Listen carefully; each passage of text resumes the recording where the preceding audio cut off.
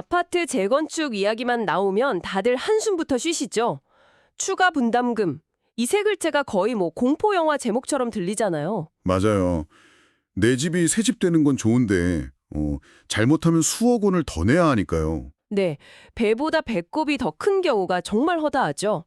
그런데요, 만약 추가 분담금은커녕 오히려 현금으로 6억 원을 돌려받는 재건축이 있다면 이거 좀 믿어지시겠어요? 그건 정말 꿈 같은 이야기죠. 오늘은 바로 그런 거의 마법 같은 사업성을 가진 아파트 단지의 분석 자료를 가져왔습니다. 함께 깊숙이 한번 들여다보시죠. 저희가 오늘 파헤쳐볼 자료는 LG빌리지 1차 아파트의 재건축 사업성 분석 보고서입니다. 핵심 질문은 딱 이거예요. 어떻게 60평, 90평짜리 이 넓고 큰 아파트 단지가 요즘 가장 인기 있는 34평 위주로 싹 바뀌면서 어마어마한 이익을 만들어낼 수 있는가? 네, 그 과정에서 용적률이라는 숫자가 어떻게 황금알을 낳는 거위가 되는지 그 비밀을 하나하나 풀어보겠습니다. 자, 우선 지금의 LG빌리지 1차 아파트를 머릿속에 한번 그려보시죠. 지은 지 25년이 넘었고요. 네, 꽤 오래됐죠. 세대 전체가 가장 작은 게 60평, 큰 건 90평에 이르는 대형 평수로만 구성된 단지예요. 맞습니다. 자료를 보니까 현재 60평대가 한 10억 원 정도에 거래된다고 하고요. 총 1164세대가 살고 있는 겉보기엔 그냥 오래된 부촌 아파트 단지. 딱 그 느낌이죠. 맞습니다. 그런데 바로 여기서 재건축의 수익성을 좌우하는 첫 번째 열쇠가 나옵니다. 첫 번째 열쇠요. 바로 용적률이죠. 이 용적률은 대지 면적 대비 건물을 얼마나 높고 넓게 지었는지를 나타내는 비율인데요. 현재 이 아파트의 용적률이 229%입니다. 229%요? 그게 높은 건가요? 낮은 건가요? 바로 그게 핵심입니다. 여기가 3종 일반 주거 지역이거든요. 아, 3종 주거 지역. 네. 법적으로 최대 290%까지 지을 수 있는 땅인데 현재 229%만 쓰고 있는 거예요. 아하. 쉽게 말해서 3종 일반 주거 지역은 서울 같은 대도시에서 아파트를 지을 수 있는 땅 중에 사업성이 가장 좋은 일종의 금싸라기 땅 등급이라고 보시면 돼요. 아, 법적으로 인센티브를 가장 많이 받을 수 있는 곳이군요. 그렇죠. 재건축을 논할 때 가장 먼저 확인해야 할 조건이죠. 지금 229%랑 미래의 290% 사이에 약 60%의 남는 공간이 있는 셈인데 이게 바로 돈을 벌어들일 잠재력 그 자체인 겁니다. 아하. 그러니까 아직 더 높이, 더 넓게 지을 수 있는 여유 공간이 법적으로 보장된 땅이라는 거군요. 정확합니다. 그럼 그 남는 공간을 활용해서 집을 더 짓는 데는 계획이겠네요. 맞습니다. 그런데 단순히 집을 더 짓는 게 아니에요. 여기서 두 번째 마법이 시작되죠. 두 번째 마법이요? 네, 기존처럼 60평, 90평짜리 집을 똑같이 짓는 게 아니라 아예 집의 크기를 바꿔버리는 겁니다. 크기를 바꾼다? 네, 이 분석 자료의 전략은 요즘 시장에서 가장 수요가 많은 34평형을 전체의 60%로 가장 많이 짓고요. 아, 역시 34평. 국민 평형이죠? 그렇죠.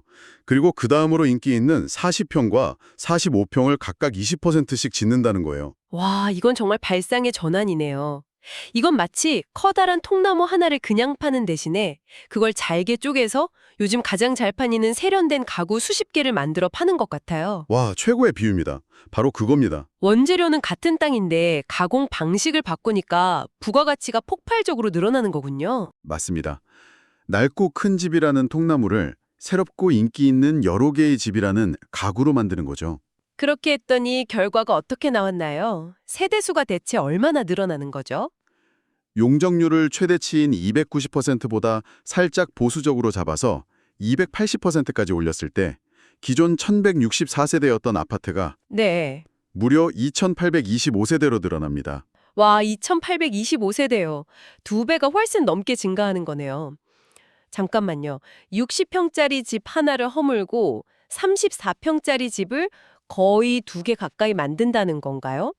산술적으로는 그럴듯한데 복도나 엘리베이터 같은 공용 공간 다 빼고도 정말 그렇게 효율이 나오나요? 아주 좋은 질문입니다. 바로 그래서 전용률이라는 개념이 중요해지는데요. 전용률이요? 네, 최신 건축 기술과 설계를 적용하면 과거 아파트보다 훨씬 효율적으로 공간을 뽑아낼 수 있습니다.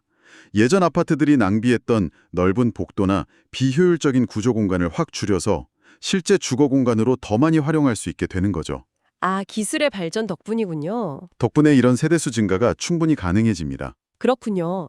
그럼 2825세대 중에서 원래 살던 1164세대를 빼면 와, 1661세대가 남네요. 네, 1661세대. 이 남는 집들을 팔아서 사업비를 충당한다는 거군요.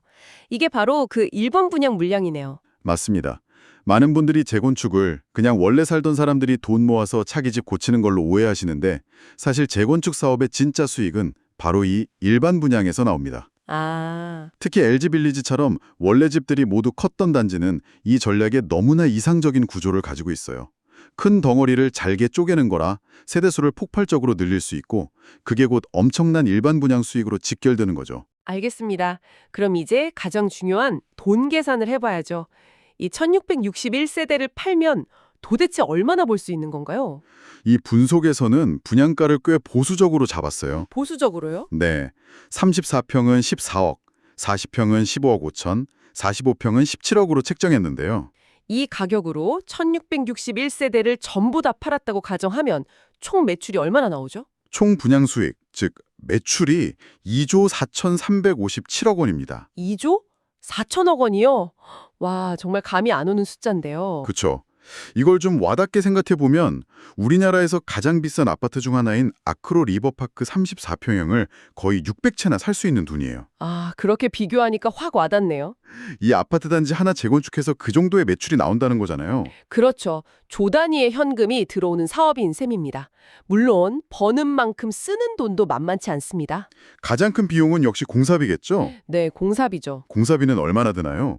요즘 평당 공사비가 엄청 올랐다고 하던데요? 네, 그 부분을 감안해서 이 자료에서는 평당 공사비를 1,200만 원으로 책정했습니다. 평당 1,200만 원? 네, 이걸 기준으로 계산하면 총 공사비는 약 1조 2,400억 원이 들어갑니다. 자, 그럼 계산기를 한번 두드려보죠.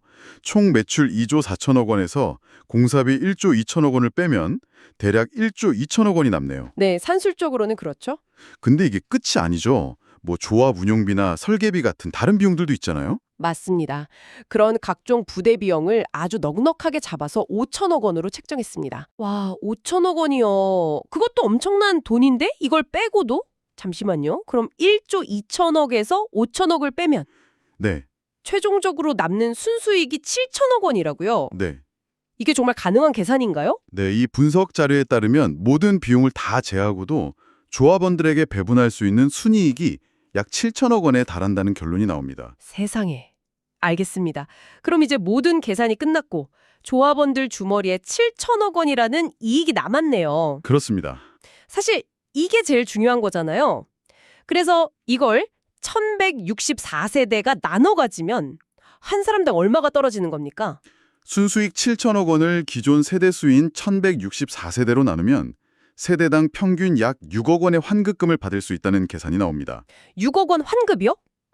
추가 분담금을 내는 게 아니라 새 아파트를 공짜로 받고 현금 6억 원을 돌려받는다는 거잖아요. 네, 계산상으로는 그렇습니다. 이건 정말 꿈 같은 이야기인데요. 물론 그건 지금의 분양가와 공사비 추정치가 완벽하게 맞아떨어졌을 때 뭐랄까 장밋빛 시나리오에 가깝습니다. 아, 물론 변수는 있겠죠? 네, 이 6억 원이라는 숫자도 평균치이기도 하고요. 내가 원래 몇 평을 가졌는지 또 새로 몇 평을 신청하는지에 따라서 개인별 구매액은 당연히 달라집니다. 하지만 중요한 건 방향성이죠. 방향성이요? 네, 예를 들어 공사비가 여기서 20%만 더 올라도 환급금은 수억 원이 줄어들 수 있고 반대로 부동산 시장이 갑자기 얼어붙으면 일반 분양이 예상보다 저조할 수도 있죠. 변수는 항상 존재합니다. 그렇죠. 하지만 다른 단지들이 수억 원의 추가 분담금을 낼까 말까로 사업 전체가 흔들리는 상황에서 이 단지는 환급금이 6억이냐 4억이냐를 고민하게 된다는 겁니다. 아, 출발선 자체가 다르군요. 바로 그겁니다. 이 6억이라는 숫자는 이 사업의 최대 잠재력과 안정성을 보여주는 상징으로 이해하는 게 정확합니다. 그렇군요. 디테일한 숫자보다는 추가 분담금 걱정에서 완전히 자유로운 압도적으로 튼튼한 사업 구조를 가졌다는 게 핵심이군요. 맞습니다. 오늘 이야기를 쭉 정리해보니까 재건축 성공의 공식이 아주 명쾌하게 보이네요. 오, 어떤 공식이죠? 첫째, 법이 허용하는 용적률 잠재력을 최대한 활용해서 더 많은 집을 지을 공간을 확보하고 둘째, 그 공간에 낡고 큰 집 대신 시장에서 잘 팔리는 작고 새로운 집을 채워 넣어서 일반 분양 물량을 극대화하는 것. 정확합니다. 이 두 가지가 딱 만나니까 분담금 폭탄이 환급금 대박으로 바뀌는 마법이 일어나네요. 맞습니다. 사실 제 주변에도 오래된 대형 평수 아파트에 사시는 분이 계시는데 재건축 이야기만 나오면 아유 우리 집은 평수가 커서 분담금 폭탄 맞을 게 뻔하다면서 손사래를 치시더군요. 다들 그렇게 생각하죠, 보통. 네, 아마 오늘 이 분석을 들으시면 생각이 좀 달라지실 겁니다. 정말 그렇겠네요. 아주 흥미로운 분석이었습니다. 이 분석은 당신에게 아주 중요한 질문 하나를 던지고 있습니다. 질문이요? 네, 우리가 낡은 아파트의 가치를 볼 때 보통은 위치가 어디냐, 몇 년이나 되었냐 이런 것만 보잖아요. 그렇죠. 역세권인지 학군이 좋은지. 하지만 어쩌면 그 아파트의 진짜 숨은 가치는 눈에 보이지 않는 숫자인 현재 평수 구성과 상향 가능한 용적률에 있는 건 아닐까요? 오늘 우리가 살펴본 이 분석 모델을 당신이 지금 살고 있는 동네나 혹은 관심 있게 지켜보는 다른 오래된 아파트에 한번 적용해 보는 건 어떨까요? 어쩌면 전혀 다른 새로운 관점으로 그곳의 미래 가치를 발견하게 될지도 모릅니다.